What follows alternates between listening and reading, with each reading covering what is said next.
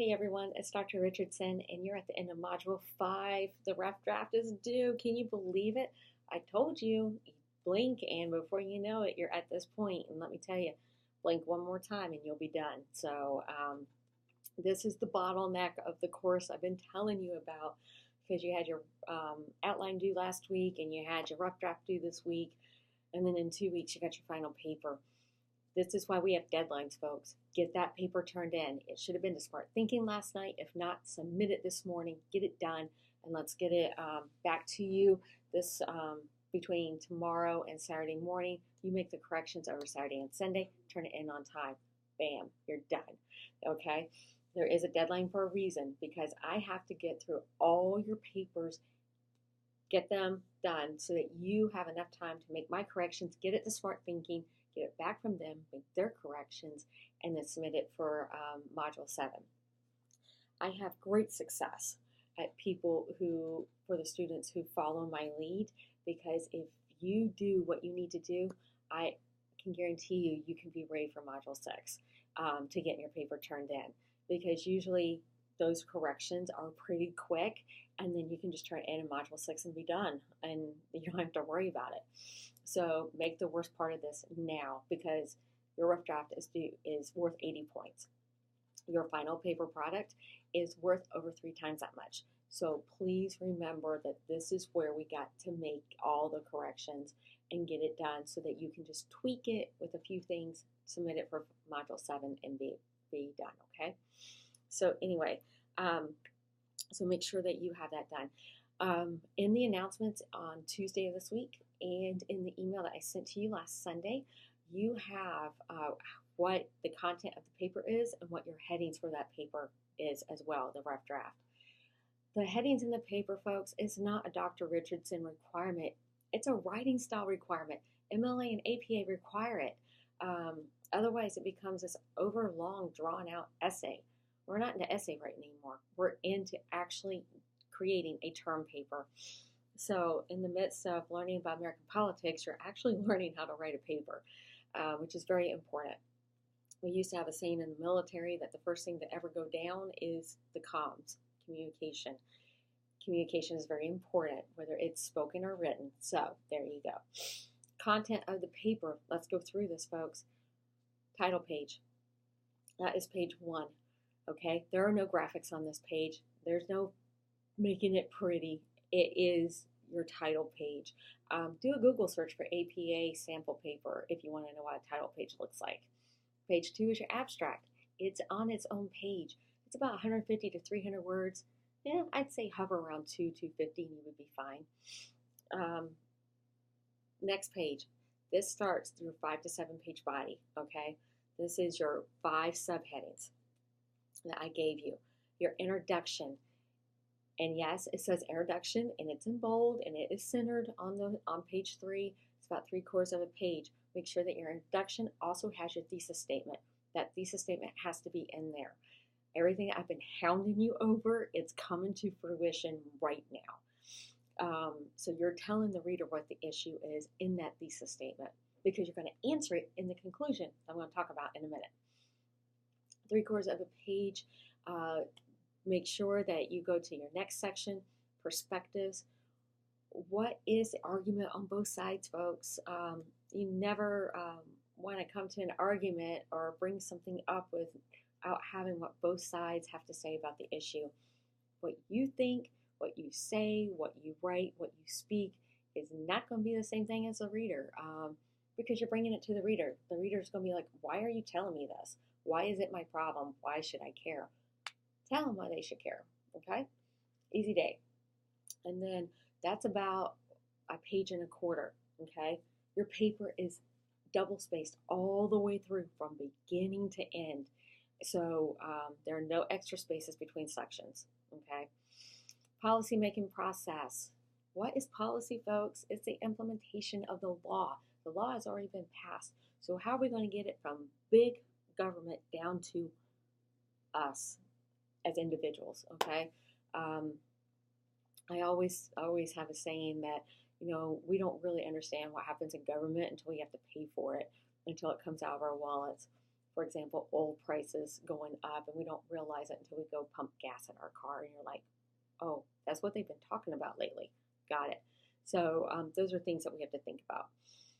Policy making is the implementation of the law, state law, federal law, amendments to the Constitution, regulations and policies set forth by those agencies I've been telling you to go after in your paper. You can't write a paper about something that is about all 50 states and cram it into a 5 to 7 page paper. It's impossible. That's why I've been trying to get you guys to narrow this thing down, because it makes it so much easier on you. You might think it's easier just to do a broad paper, and it's not, because you're going to have so much information coming at you that you will not know what to do with it. So narrow it down. Your next section, again, 1 1/4 pages, policy making challenges. Okay. Oh, we already did that one. Sorry. Okay, we're going to go to political challenges. It is your third, your third main one. Your political challenges. What's happening? What's the left and the right saying? What are the Republicans and the Democrats saying? What is the independent party saying? What about those minority parties that you guys just studied about last module or the module before? Can't remember. Anyway, so what are all those different parties saying? What is the political challenge? Is it a financial challenge? Is it an education challenge? Is there like reform issues that are happening that are supposed to be taking place, but they're not? What are the political challenges? Name names and places and people, and just throw people under the bus. Do this because it'll add more credence and more to your argument as to what your paper should be. Again, 1 1/4 pages. Do not put a space between sections. Just keep going down the page, okay, folks? Your last section is your conclusion, and it's a 1/2 page. You have a heading called conclusion. Please, please, please do not put in conclusion as the beginning of your paragraph for this section. You know why? You already told the reader it was a conclusion.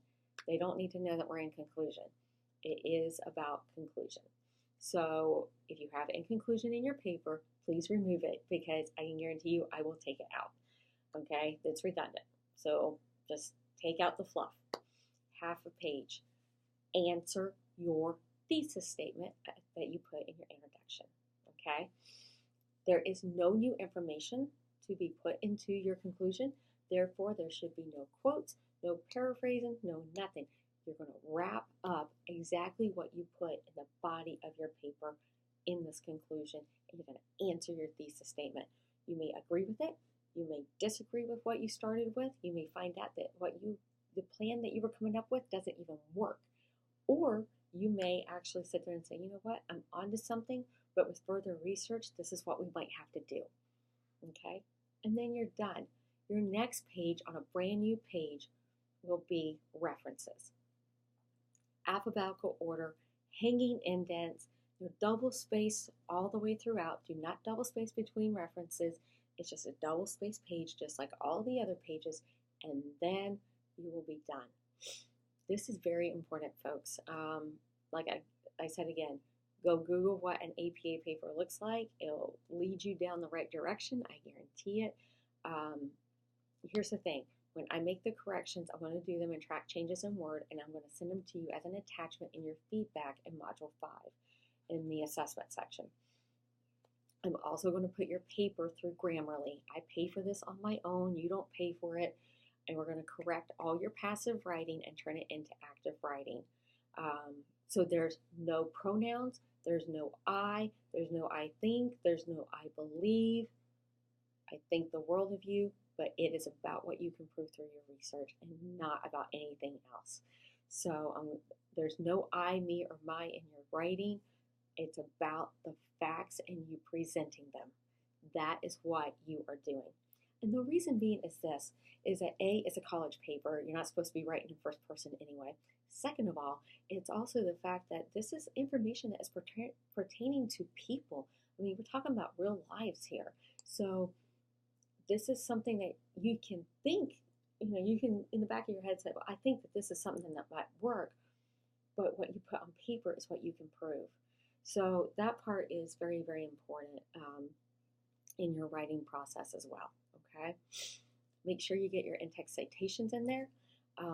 Make sure that you cite everything correctly. And I'm going to take you through the next stage of your writing as well as you get your papers back. With that being said, you'll get your attachment in Word, you'll get your Grammarly report from me, and you're going to get your Hemingway report from me. So with Hemingway, we are going to work on your sentence structure and work on the flow and the format of your paper as well. So you're going to get like 3 attachments from me. I pay for Hemingway as well. You don't. So you're getting that from me in the process. As well as when you make all my corrections, then you're going to send your paper to Smart Thinking and let them rip it, make their corrections, and submit it for Module 7, and you're done. Awesome, right? So if you can get it done in Module 6, I highly recommend. If you are missing any work in this course up to now, remember, discussion boards cannot be made up. We are past those weeks. Done, okay? You can't make up discussion boards, but you can make up your Get the Gist and your module quiz questions. Or if you scored low on something and you want to give it another try, like you haven't exceeded your 3 tries yet, but you want to give it another try, do it in Module 6. The reason being is that the paper is forefront. Module 6, do your Module 6 work, go back and do your, make up any of your quiz or Get the Gist questions and get that squared away. Other than that, I mean, you guys are set. You are this close to being done. So just know that I am proud of you. Keep going. If you need me over the weekend, you've got my number, you've got my email. I check emails every morning. So if you email me in the afternoon, I won't see it till the following morning. I answer every email and every phone call. So if you have to leave a voice message on the phone, which you more than likely you will, because I've been inundated with telemarketers for some odd reason, then just know that I'll call you back as soon as I can. But other than that, you guys are set. Make sure you get all the rest of your Module 5 work done too. You get the gist and your module quiz done as well, okay? Get those rough drafts done, and I look forward to reading them and helping you get to the finish line of this course.